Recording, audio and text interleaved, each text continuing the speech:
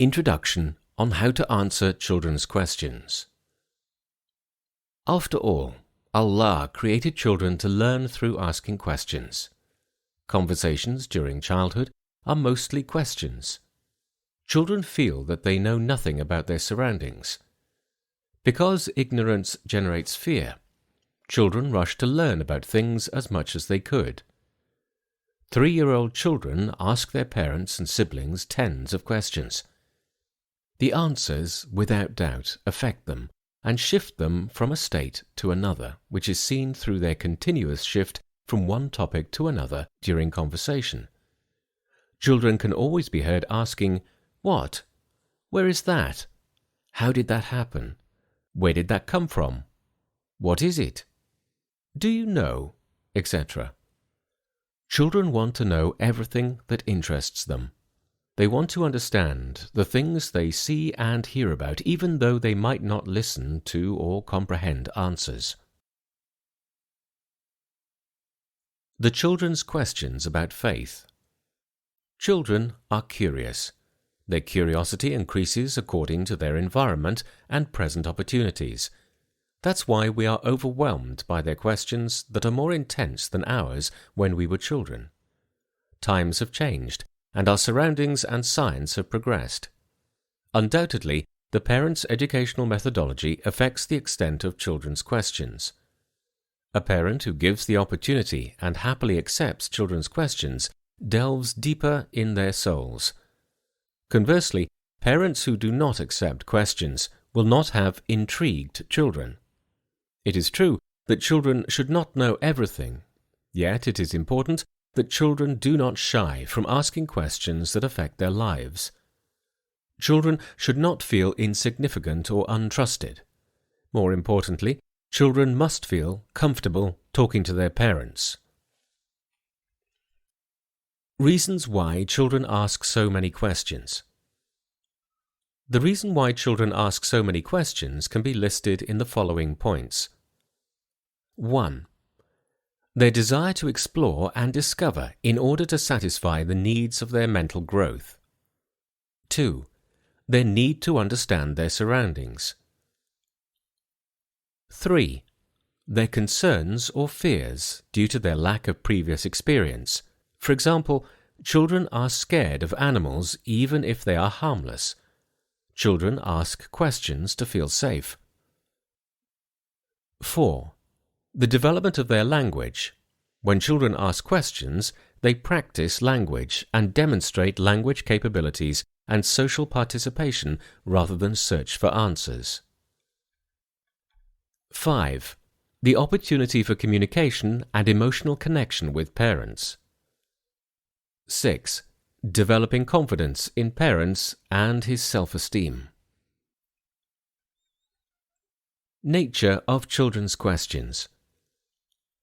In order to understand children's questions, we must distinguish between intellectual, linguistic, and psychological questions. In the first type of questions, the motive is to learn or talk about interests. In the second type, the motive is psychological relief, not answers. After all, questions are determined by context. We cannot determine the importance of the question, understand it, or define its meaning without understanding the specific situation that inspired the child to ask. Questions have no value in themselves. Their value is derived from the situation itself and the surrounding circumstances. Children's questions serve 3 structural functions, which are: 1. Psychological stability. Many children's questions are based upon a psychological inspiration. 2. Deductive thinking. Children obtain knowledge through available information built through connections. 3. Knowledge about surrounding environment and essential life matters that include moral and behavioral values within the cultural and social environment. Types of questions in children. It is important to classify children's questions because answers vary according to their types. Questions are classified as follows. 1. Language questions. For example, why are things named? Why don't names change? And why don't we invent a new language? 2. Existential questions. For example, where did we come from? Where will we go? How do children come? What does death mean? And what about the universe, etc.? 3. Rebellious questions.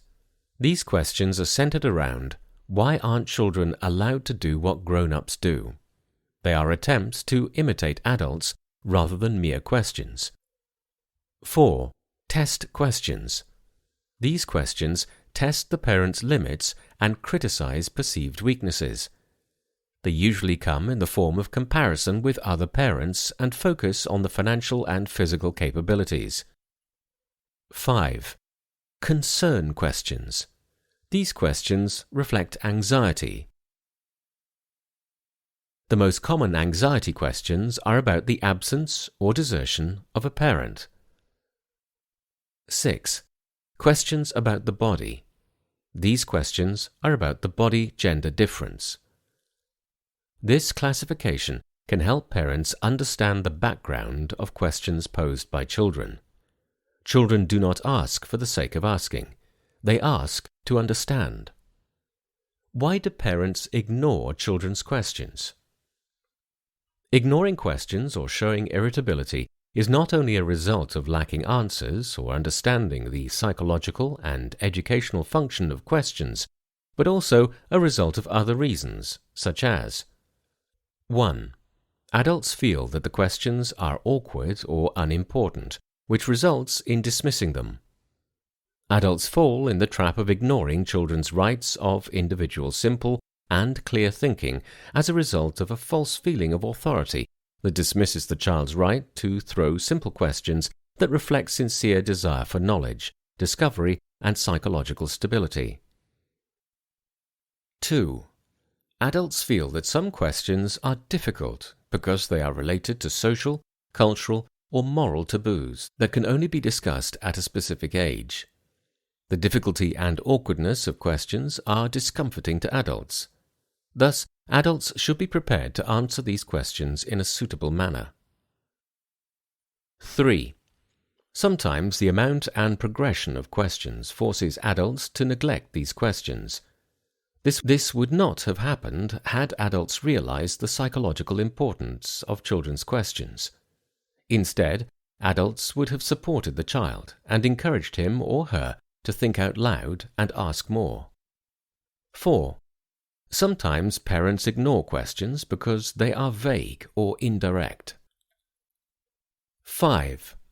Parents may avoid answering questions because they do not know the underlying motive of the question. However, adults should provide honest and sincere answers. 6. Parents ignore children's questions because they feel that they require objective answers because of the child's limited mental abilities. At this point, parents wonder how the child thought of the question rather than answer it. How should parents deal with children's questions about faith? Parents should provide the right answers for their children's questions. They should also find ways to discuss their concerns about faith. They must encourage them to talk about their ideas about religion so that they would be content and confident, and so that they can comprehend religious balance away from prejudice. Parents do not need to know all the right answers for their children's questions. However, they must teach them the 6 pillars of faith so that they grow with a strong belief in Allah.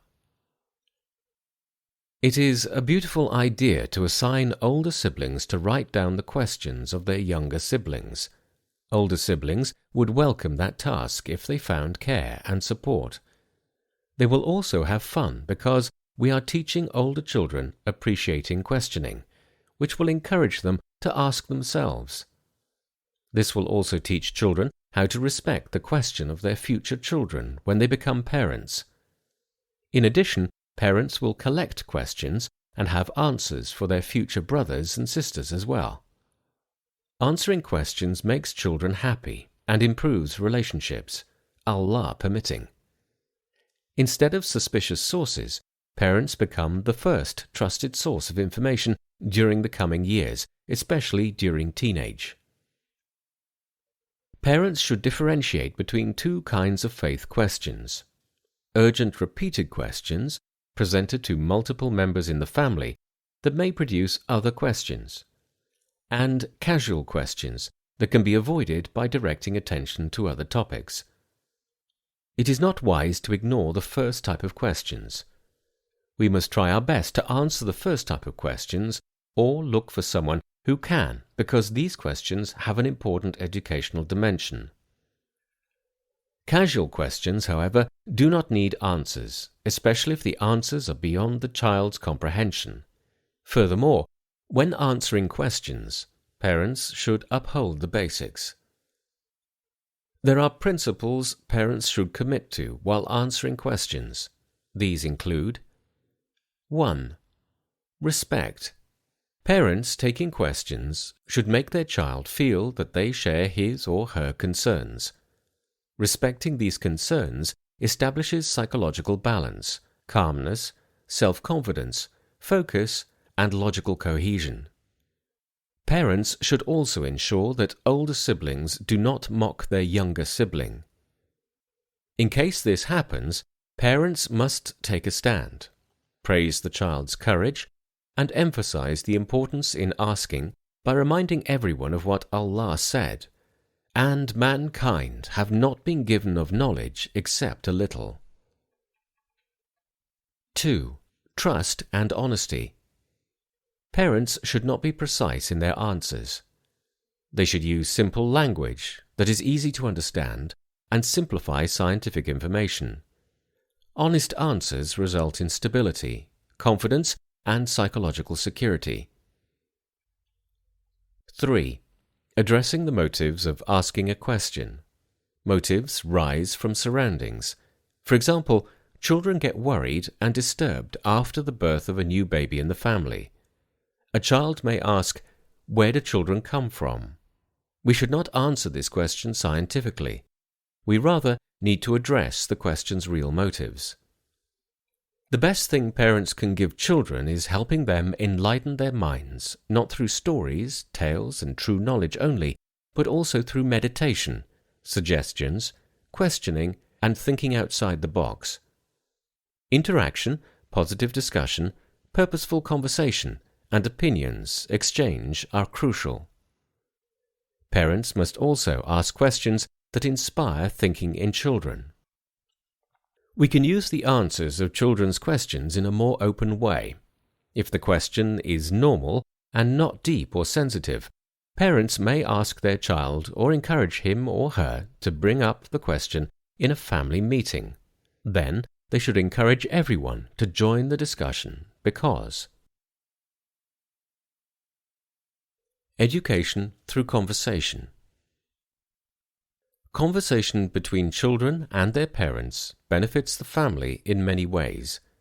It gets children closer to the rest of the family. It increases harmony and love between members of the family, and it nurtures a friendly atmosphere that goes beyond discussing topics. From this, we can summarize that education by conversation brings the following. 1.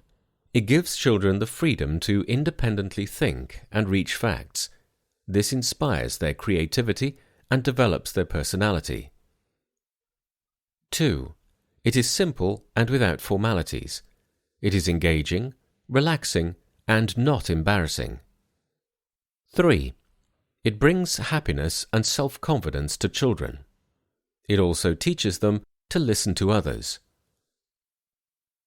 4.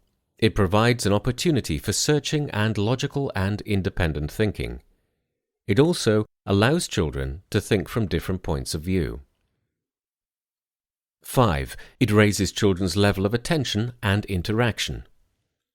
Conversely, it prevents lack of attention and weariness. Phrases for conversation questions. During conversation, children can be asked using many phrases. What happens? This phrase encourages children to look at their surroundings. It helps them directly describe their observations. What do you want? This phrase helps children state their needs. How do you do that? This phrase helps children think freely and inspires their imagination to search for answers. Why does this happen?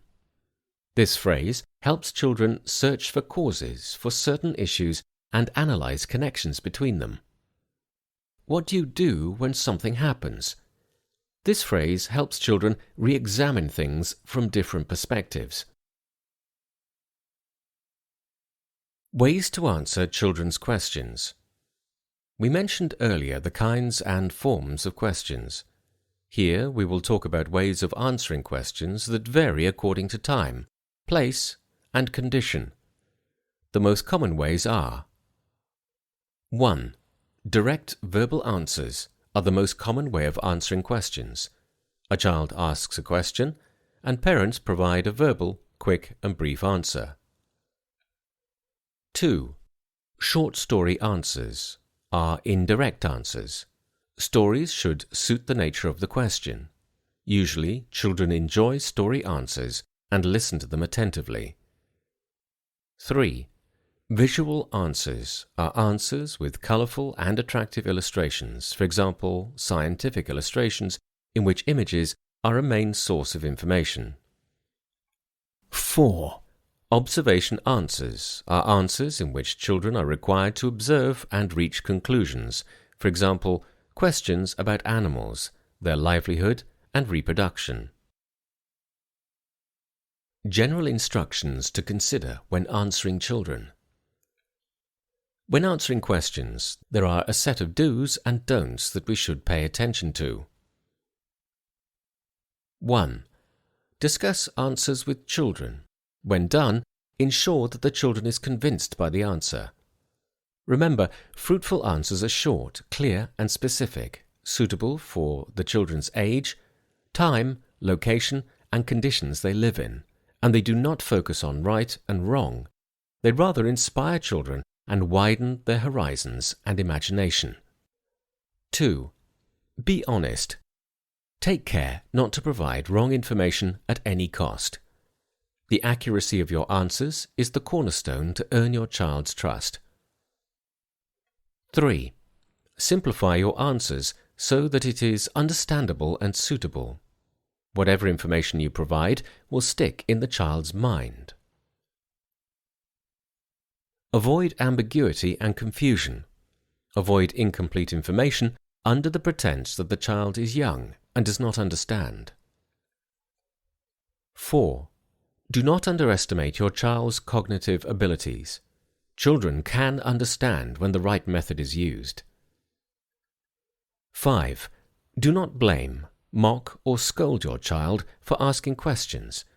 Make your child notice that you are ready to answer all his or her questions.